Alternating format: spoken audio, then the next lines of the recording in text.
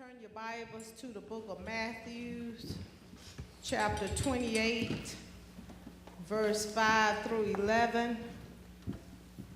The book of Matthew, chapter 28, and we're going to read verse 5 through 7.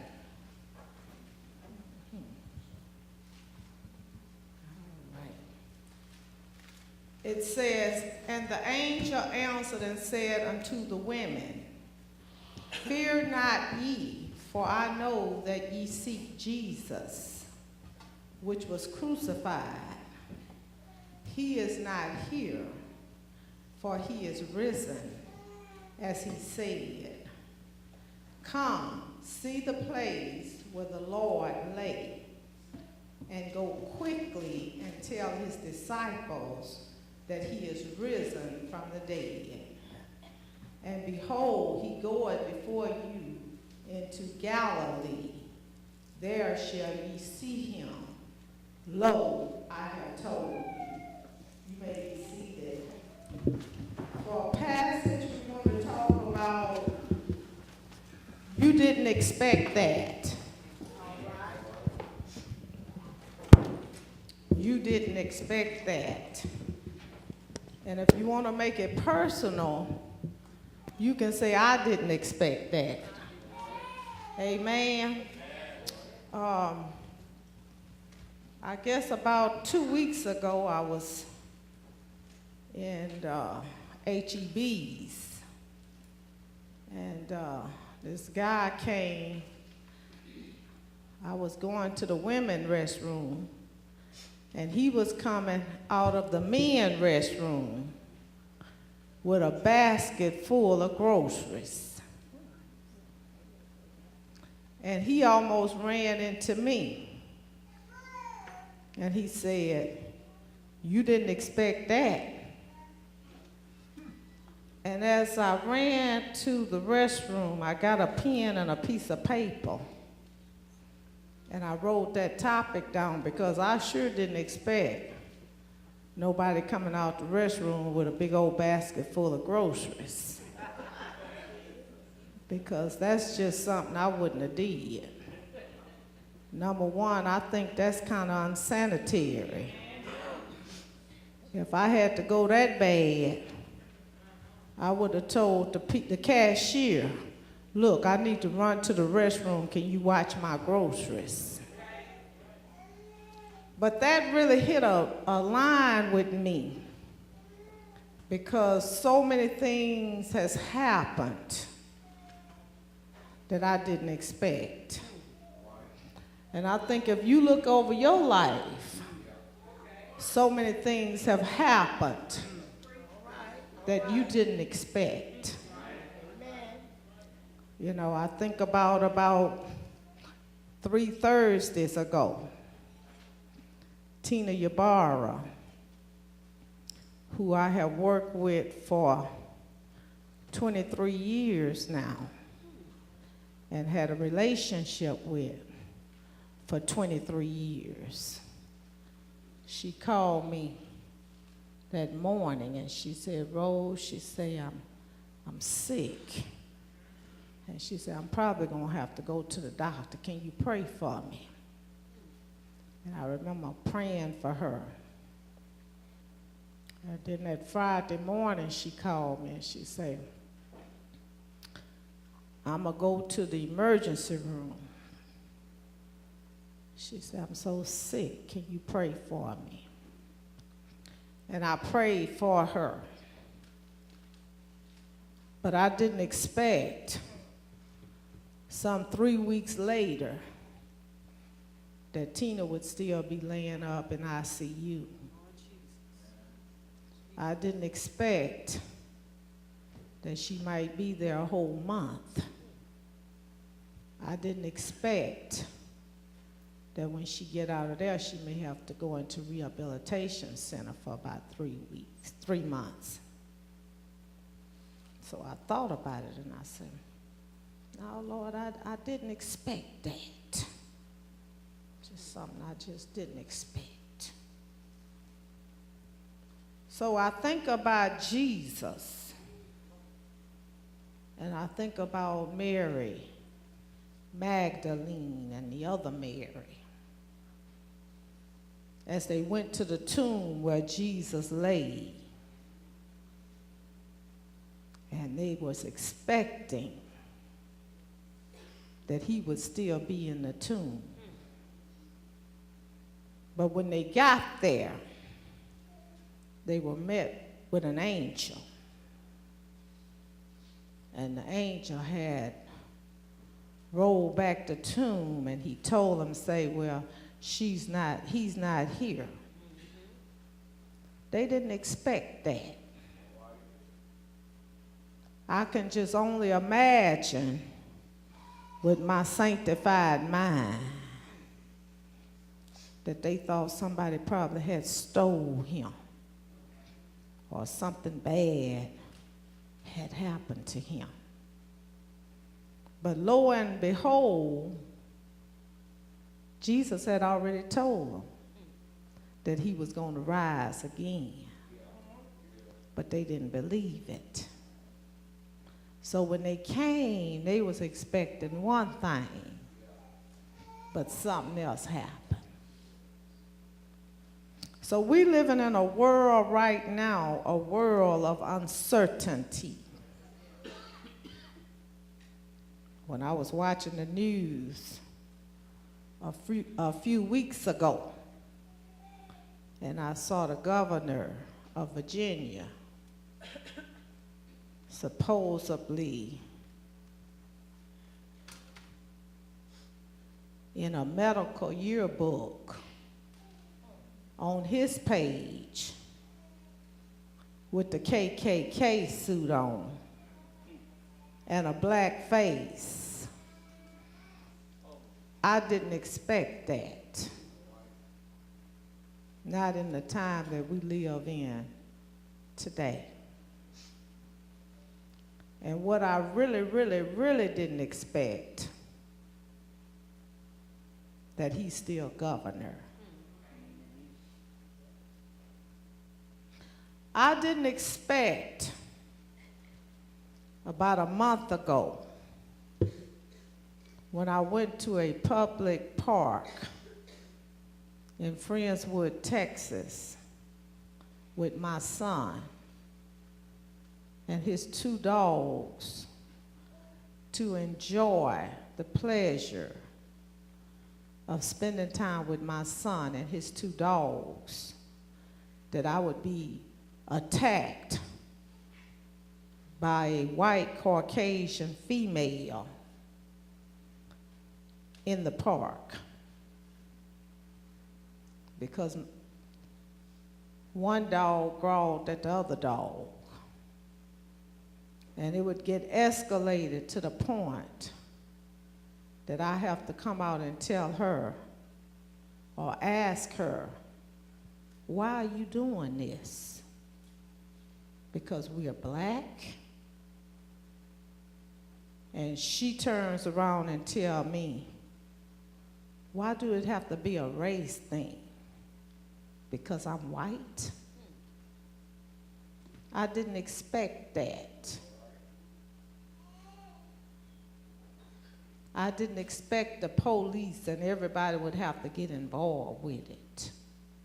All I wanted to do was go to the dog park. I didn't expect, about 3 weeks ago, my little goddaughter and I was in H-E-B's again, shopping.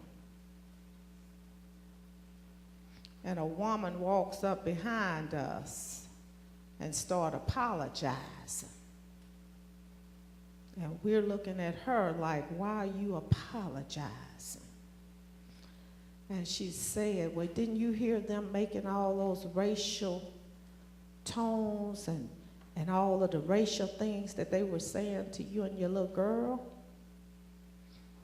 And I looked at my little girl and I said, did you hear that? And she said, no, I didn't hear nothing. And she said, I said, I didn't hear it either. And she opened up her shirt, her jacket, And she had Native American written on her t-shirt. And she said, see, I'm Native American, but they don't know that because they think that I'm a white woman. I didn't expect that because I only went into the H-E-B's to buy groceries to feed my family. I didn't expect about a month ago when I'm walking in my neighborhood for some relaxation and exercise that a young group of white males or Hispanic, I don't know what they was, but they wasn't black African Americans, that they rolled down the window and started hollering racial insults. I didn't expect that. So I had to start questioning, why is all of this racial stuff going on? And why does it seem that people are attacking me? So I looked at my hair, and I say, some people are intimidated by my hair. And I remember when I first took the weave out of my head. And I remember when I stopped putting the perms in my hair. My beautician told me, say, girl, you don't want to do that. And I say, why not? She said, because you work on a professional job. You are professional. And the only way they're going to accept you is if you wear your hair a certain way. And I said, no, I'm not going to put that stuff in my hair no more. I said, I'm black and I'm proud. I love my hair. The naps, the kinks, all of it. I love it. And when I'm around people, black, white, indifferent, I see how they look at me the way I wear my hair. And all that do is makes me hold my head up just a little bit higher. And I say, you probably wish you could do your hair like me. All right. But you can't, because your hair ain't gonna curl like my hair. Now I can do my hair like you, because all I got to do is go up there and get a perm or put some weave in it. But I ain't trying to be like you. I'm trying to be like me. This is me. This is who God made me to be. And I like every bit of me. So if you are attacking me because I love me, it's you with the problem, not me. So when I look at this topic, you didn't expect that. It's a whole lot of us today that's going through certain things in life that you didn't expect. Some of you going through marital problems. Some of you going through relationship problems. Some of you going through financial problems. Everybody is going through something that you didn't expect. But see, I'm here today to tell you about Jesus, because I know a man that over 2,000 years ago walked this earth, healing the sick, healing the brokenhearted, helping the blind to see, and the lame to walk. Come on here. A whole lot of things happened to him. But he expected it. He expected it. He knew why he came here.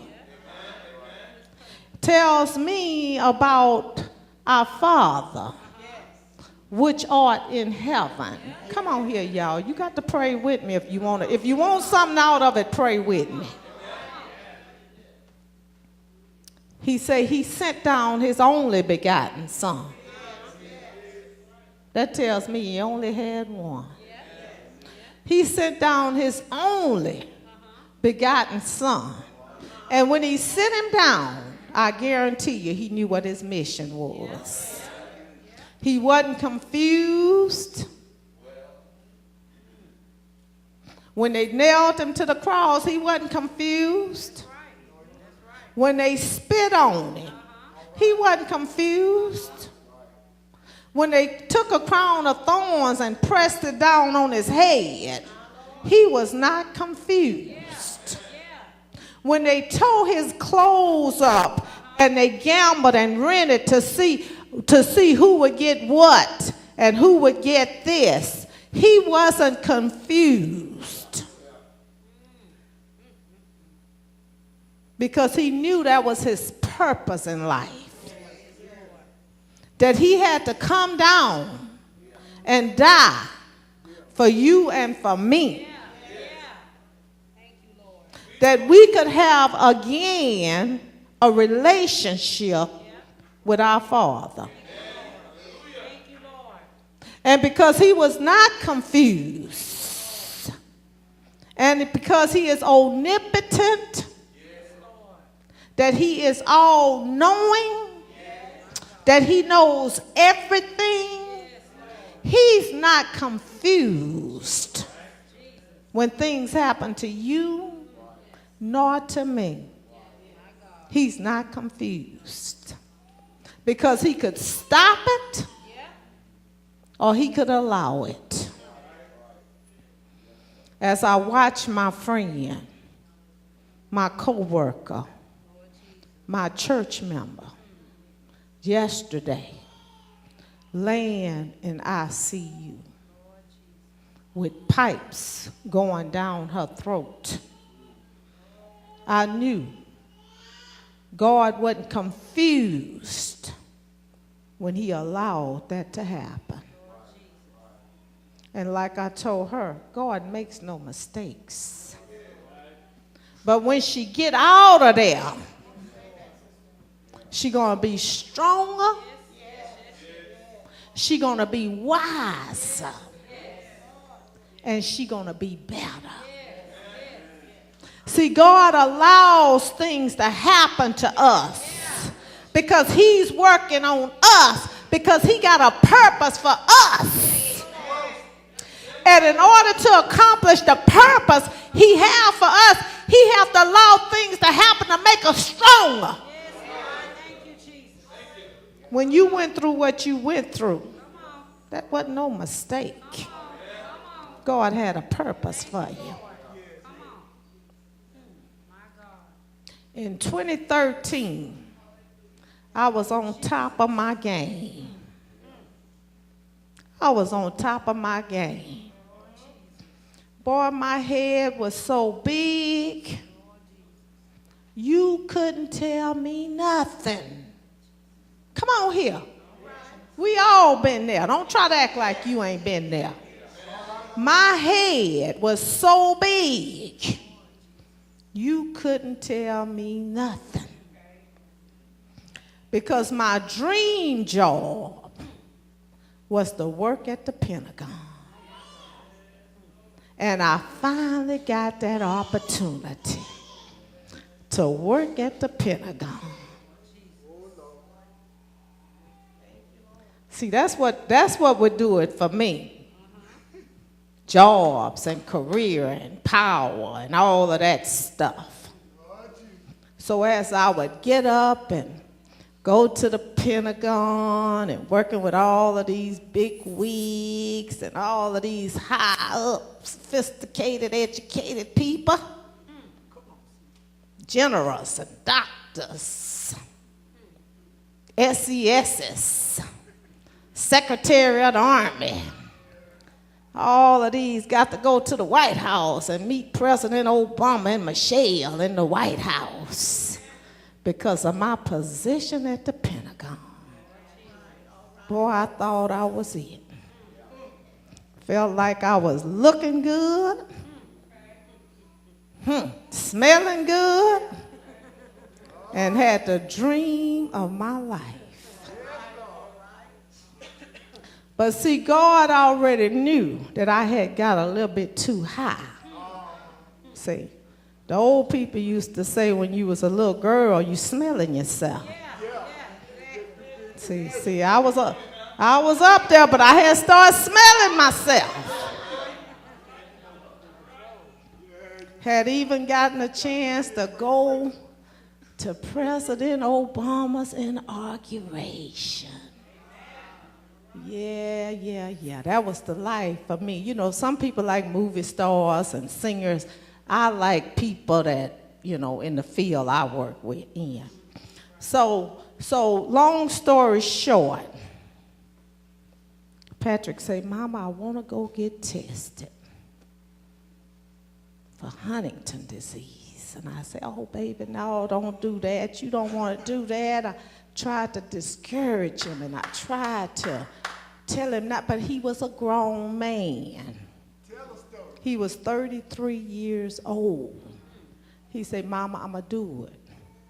I said, if you do it, it's going to change you, Patrick. You're going to get depressed. You're going to go through all of this. Why do you want to know? If you don't know it, don't bother you. But I never will forget. He went and got tested. And I was on my way to my big old job at the Pentagon. And I got a call from the doctor. And the doctor said, are you Patrick Caballero's mother? And I said, yes, I am. He said, well, your son just got diagnosed with Huntington disease. So it was like I was up here flying high on top of the world and seemed like I went all the way down to the bottom. Because that hurt me so bad. And that was a life-changing event for me, y'all. How they say people have life-changing events. That was a life-changing event because I didn't expect that. I didn't expect that.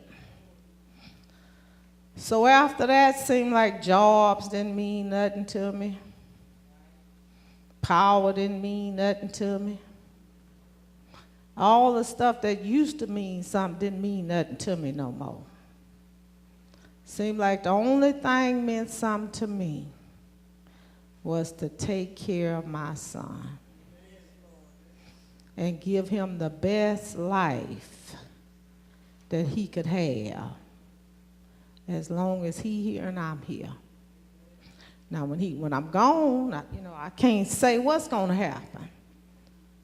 But while I'm here, I tell people all the time, no disrespect to nobody, but that's my number one priority.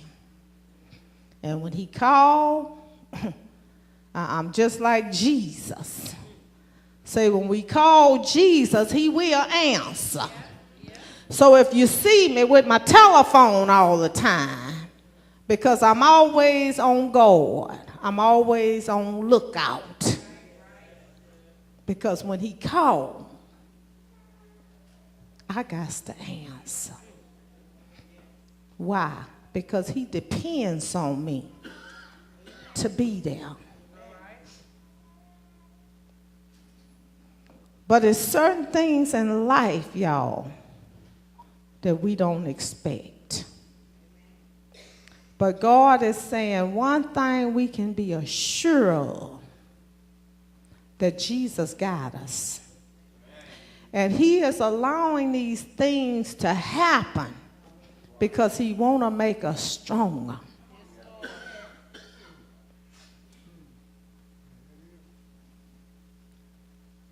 He want to let us know we can make it through. It's a lot of times I be feeling like, Lord, I'm about to have a nervous breakdown up in here, up in here, up in here. But God give me the strength to endure. There's certain times I want to just scream and holler and cry. But God give me the strength to endure. He said we have to endure like a good soldier. Your situation might not be a sick child, but you got something going on. And I'm sure it's times in your life that you want to run away from home. You don't hear about older people want to run away from home. But sometimes I want to run away from home. And I just want to go somewhere where don't nobody know me. And I don't know nobody. And I can just get me a big old 5-star hotel. And I can just have room service. And just have them bring my food to the room. And I can just lay up there with my pajamas 3 or 4 nights with the TV or whatever I want, a book, whatever it is. And I could just clear my mind out. I could just clear my mind out. Now, do that mean that I don't love my son? No, that's not what that means. It means that everybody needs some time to keep themselves in the right mind. But the good thing about it is that Jesus knows, and he knows where we are. He knows what we're going through. And he said he won't put more on us than what we can bear. And the bigger the problem, the bigger the pain, the bigger the purpose in your life. You know, most people know that I'm the equal employment opportunity manager at my job. So my job is to ensure that people are not being discriminated against because of their race and their color and their religion and their gender and their disability, whether it's a mental disability or physical disability. So when I look at all the racial things that happen to me, all it do is make me more empathetic when people come to my office to file EEO complaints, because I understand what they are going through because it happened to me. It makes me more empathetic when people come to me and say I'm being discriminated against because of my physical or my mental disability.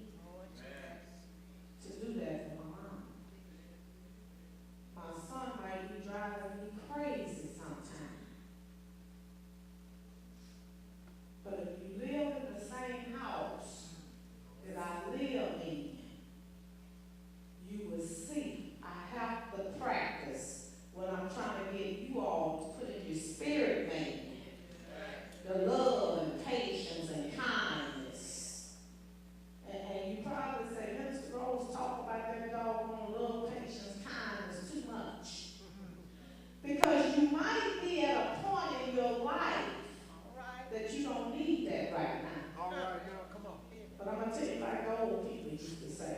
Keep living. Keep living. Keep saying good morning. Keep getting up saying good morning. I tell my sister all the time, I say, Shirley, you can eat and break your plate. I say, your children gone, your grandchildren gone, your great-great-grandchildren, they doing fine. Enjoy your life while you can. I'm sure when Tina went to the emergency room the other day, she didn't know she was going to be there for 3 weeks. Enjoy your life while you can. But see, the reason I don't have bitter and angriness is because I started out real young. I married a military man who took me all over the world. England, London, France, Paris, Africa, when I was young. And I thank God for him. Because I got a chance to do all the fun things in life. And then when I was 34, I got a job at the Corps of Engineers. And God blessed me that they sent me everywhere in the United States of America I wanted to go. They sent me to work at the Pentagon. They sent me to work in headquarters. They sent me out of every state, pretty much it is in the United States. They sent me there. They put me in 5-star hotels. They gave me the necessities. So I have no regrets. I've had my fun. So because of that, I can live a settled life. My priority can be my son, even though I didn't expect that. But that's what God gave me at 60 years old. So I'm thankful. And that's what God is telling each and every one of y'all. Don't be bitter when you go through suffering. Don't be bitter, because God can't use you when you're bitter. Because you're not going to be kind to people. You're going to be mean. You're going to be cruel. You're going to be ugly. You're not going to be patient. But you got to allow God to do what he's going to do. Amen? Amen. I hope you got something out of that. Amen. This was not a jumping and a shouting sermon, but what I gave you today was some wisdom. And if you take it and you chew on it, it'll take you a long ways. Amen?